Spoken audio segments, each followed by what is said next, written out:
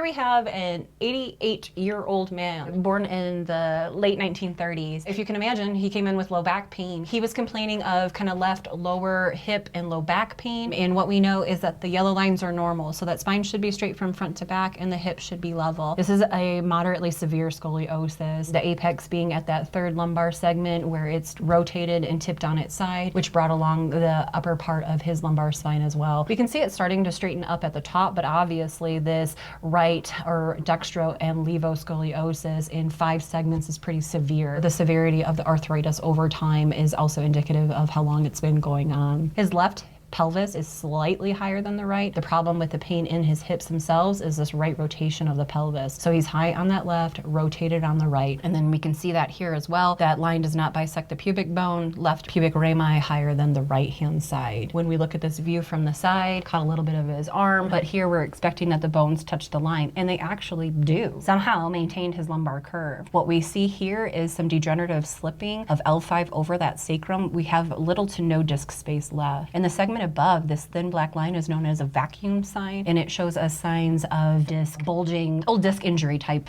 injuries. This is not an MRI. We can just tell by what is the radiographic remnants that show that being a vacuum sign, and we know what that means as far as how that disc is preserved. It is hard to evaluate the nerves from the side because when we shoot that film, we're shooting the sides of the bones, and so what we're seeing is more of the underside of the bone rather than an actual lateral view here. Where do we know he's pinched? He's pinched between L4 and L5 because we've lost that disc. He's pinched between L5 and that sacrum because that bone is virtually on top of that bone and it's slipping forward. We know the slippage has been here for a long time because of how white it is here and here, showing that it has just built up extra bone in that space to preserve it and protect it as much as the body could. He is pain-free today.